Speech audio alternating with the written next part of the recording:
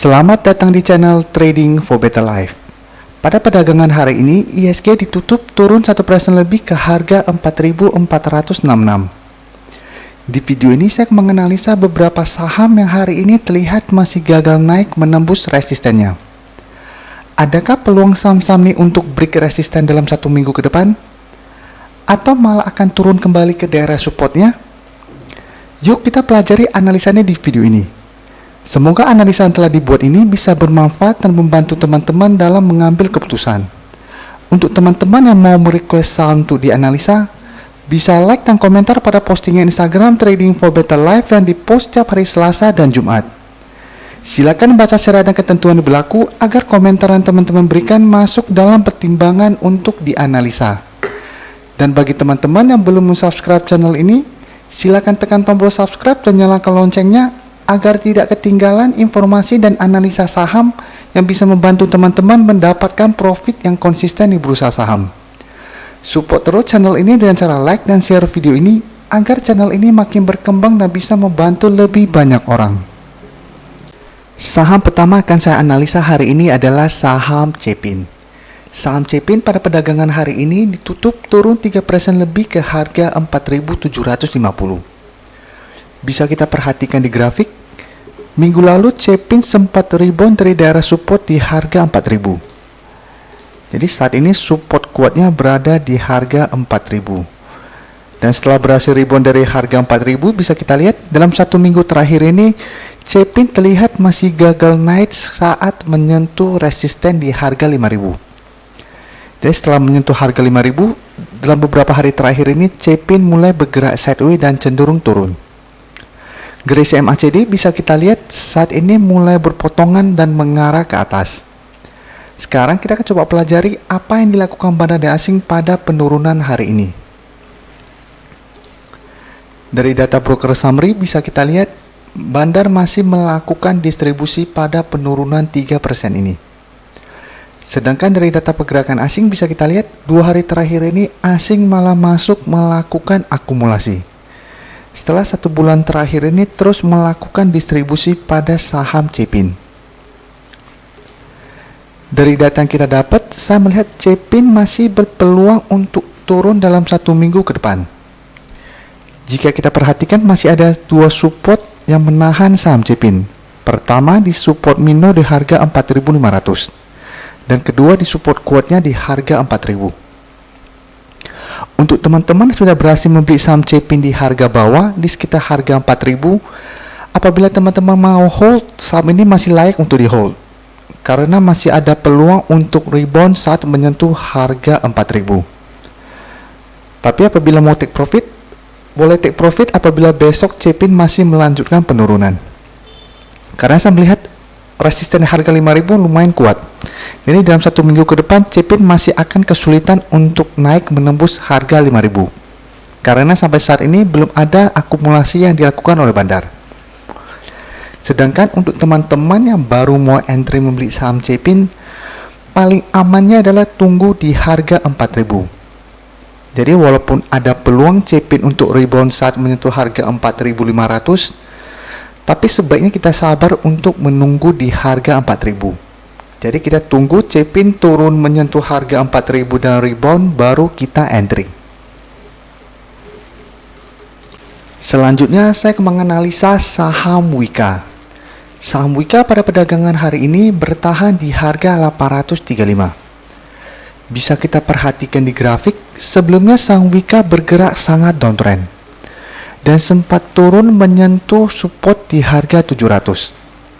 Dan jika kita perhatikan setelah menyentuh harga 700, Wika mulai rebound dan saat ini mulai bergerak sideways. Dengan resisten saat ini berada di harga 900.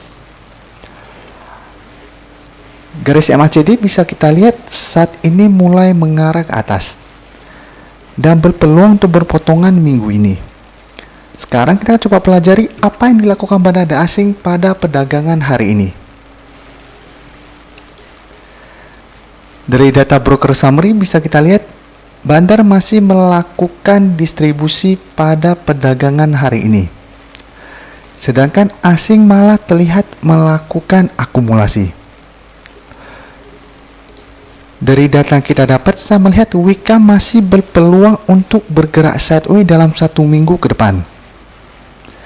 Jadi saat ini Wika lebih cocok untuk di swing trade. Dan sebaiknya tunggu di daerah support di harga 700. Jadi kita tunggu Wika untuk turun menyentuh harga 700 dan rebound, baru kita mulai entry dan sudah boleh take profit apabila terlihat masih gagal naik menembus resisten di harga 900. Selama bandar belum terlihat melakukan akumulasi dalam jumlah besar, peluang Wika untuk naik menembus resisten harga 900 masih sangat kecil. Jadi secara tren, walaupun saat ini Wika bergerak sideways, peluang untuk melanjutkan downtrend masih sangat besar. Jadi untuk teman-teman yang ingin investasi atau average down pada saham Wika, bisa beli di harga 700 atau tunggu Wika turun di bawah harga 700 baru teman-teman entry. Karena untuk saham konstruksi saat ini juga masih belum ada sentimen positif yang bisa membuat saham-saham Wika maupun WSKT dan lain-lain untuk berbalik arah. Berikutnya saya akan menganalisa saham Inco. Saham Inco pada perdagangan hari ini ditutup turun 6% lebih ke harga 2030. Bisa kita perhatikan di grafik. Saat ini Inco telah berhasil rebound dari daerah support di harga 1400. Dan saat ini telah berada di atas harga 2000. Jadi penurunan hari ini 6% masih sangat wajar. Karena dalam 1 minggu terakhir ini Inco telah naik hampir 30% lebih. Garis MACD bisa kita lihat saat ini telah berpotongan dan mengarah ke atas. Sekarang kita akan coba pelajari apa yang dilakukan bandar asing pada penurunan 6% ini. Dari data broker summary bisa kita lihat bandar melakukan distribusi pada penurunan 6% ini. Sedangkan dari data pergerakan asing jika kita perhatikan 2 minggu terakhir ini asing malah terus melakukan akumulasi pada saham Inco.